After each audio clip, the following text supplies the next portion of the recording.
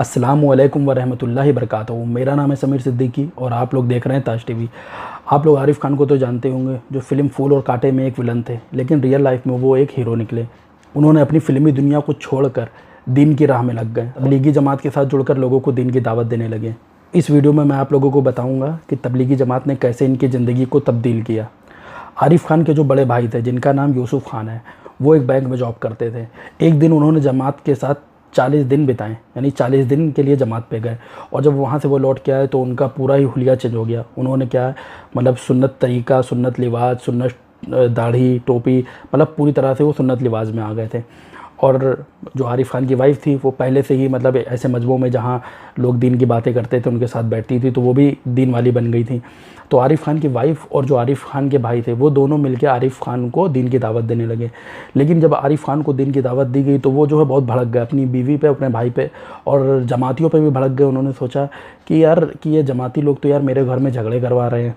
इस बात को लेके वो जमातियों से काफ़ी खफा रहने लगे। तो कुछ दिन बाद एक जमात आई मस्जिद में, तो आरिफ खान के जो बड़े भाई थे, उस जमात के जो अमीर थे, आरिफ खान के बड़े भाई ने उनसे बात करी। उन्होंने कहा मेरे जो छोटे भाई हैं वो फ़िल्मों में काम करते हैं और लेकिन मुलाकात किसी से नहीं करते और जमातियों से काफ़ी खफा रहते हैं। तो उन्होंने कहा ठीक है, मैं एक दिन जाऊँगा और उनसे अकेले में मिलकर उनसे बात करूँगा। एक दिन आरिफ खान जा रहे थे शूटिंग पे ऐसे ही, तो उनको गाड़ी के पास एक शख्स खड़े नज़र आए जो थोड़े गंदे कुचैले कपड़े थे और सर पे टोपी और दाढ़ी थी। तो उन्हें लगा शायद कोई जो है मांगने वाला होगा, तो उन्होंने जेब में जैसे ही हाथ डाला तो उन्होंने मना कर दिया कि नहीं, मैं आपसे कुछ सवाल करना चाहता हूँ। और वो जब वही जमात के जो अमीर थे वही वो शख्स थे, क्योंकि जमात में जब हम लोग जमाती जब सफ़र करके आते हैं तो उनके कपड़े वैसे ही मैले कुचले हो जाते हैं। तो उन्होंने उनसे पूछा कि मैं आपसे एक सवाल करना चाहता हूँ। तो उन्होंने कहा जी बताइए। तो उन्होंने कहा ये बताइए मरना है कि नहीं है। तो आरिफ खान जी को इस बात पे सुन के बड़ा गुस्सा आया। उन्होंने सोचा कि यार ये कौन शख्स है जो सुबह सुबह मरने की बातें कर रहा है। तो उन्होंने कहा जी हाँ मरना है, पहले आपको फिर मुझे। तो फिर अमीर साहब ने मुस्कुराते हुए ये चीज़ कहा कि हाँ बिल्कुल, पहले मुझे मरना है फिर आपको मरना है। फिर उन्होंने कहा ये बताइए कब्र में दाढ़ी जाएगी कि गाड़ी जाएगी। अब ये बात सुन के आरिफ खान और खफा हो गए, कहने लगे यार ये कैसे सकते, कब्र में गाड़ी कैसे जा सकती है, कब्र में तो दाढ़ी जाएगी। जब उनके मुंह से ये बात निकली तो वो जो अमीर साहब थे उन्होंने मुस्कुराते हुए ये कहा जी हाँ बिल्कुल, कब्र में गाड़ी नहीं जाएगी, कब्र में दाढ़ी जाएगी। तो गाड़ी वाली ज़िंदगी के पीछे क्यों भाग रहे हो? भागना है तो दाढ़ी वाली ज़िंदगी के पीछे भागो, जो मोहम्मद सल्लल्लाहु अलैहि वसल्लम की ज़िंदगी थी उसके पीछे भागो। इतना कह के और उनसे सलाम करके वो जो है वहाँ से चले गए। लेकिन आरिफ खान जी के दिल में ये बात जो है काफ़ी मतलब उनको फील होता रहा कि यार यहाँ कब्र में गाड़ी नहीं जाएगी, कब्र में दाढ़ी जाएगी। थोड़ा सा लेकर इसको जो है जमातियों को लेकर वो थोड़ा सा जो है उनका दिल भी जो नरम हुआ, और जो है थोड़ा सा जमातियों के लिए मतलब जो थोड़ा सा उनके दिल में जो नफ़रत थी जमातियों को लेकर, वो थोड़ी नफ़रत जो है उनसे कम हुई। तो एक दिन इंग्लैंड से एक जमात आई।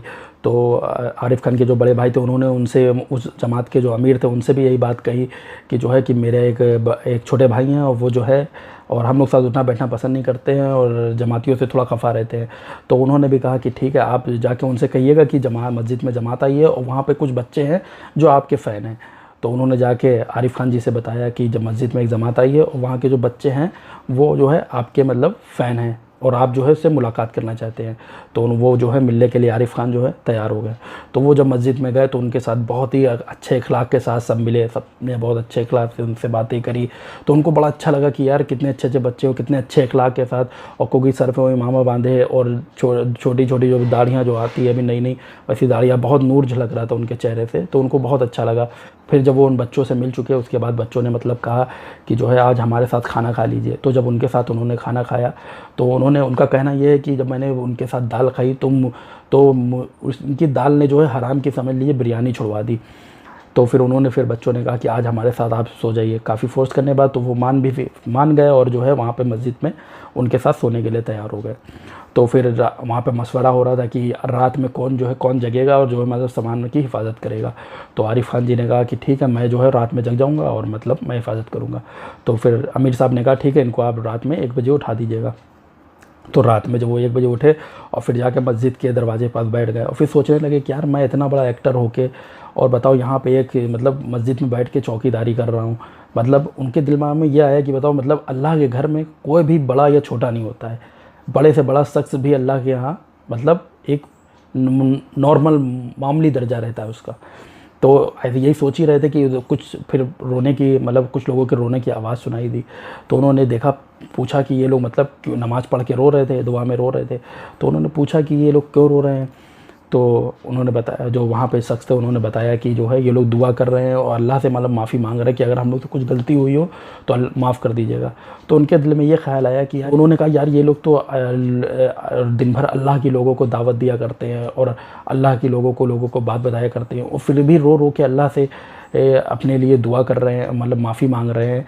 तो ये बात उनको बहुत फ़ील हुई। तो उन्होंने फिर जो है फिर वज़ू बनाया और 2 रकात नमाज़ जो है मतलब तहज्जुद पढ़ी। उनका कहना है कि 2 रकात नमाज़ तहज्जुद मैंने पढ़ी, तो उन्होंने पहली बार नमाज़ जो तहज्जुद पढ़ी थी, और तो उनको आती भी नहीं थी, जैसी थोड़ी बहुत आती थी उन्होंने वैसी पढ़ दी थी। फिर उसके बाद उन्होंने क्या है, फिर ये जमात से मिलने के बाद, सबसे मिलने के बाद रहमतुल्लाह उनको बड़ा अच्छा लगा ये सब चीज़ें। फिर उन्होंने 3 दिन का जमात के साथ जाने का 3 दिन का फ़ैसला किया।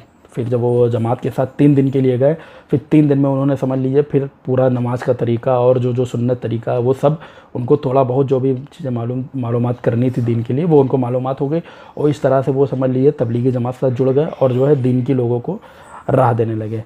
और जब उन्होंने, और फिर धीमे धीमे उन्होंने अपनी फिल्मी लाइन छोड़ दी थी। समझ लीजिए उन्होंने 14 फिल्में करने के बाद सब फिल्मी लाइफ को बाय बाय टाटा कर दिया।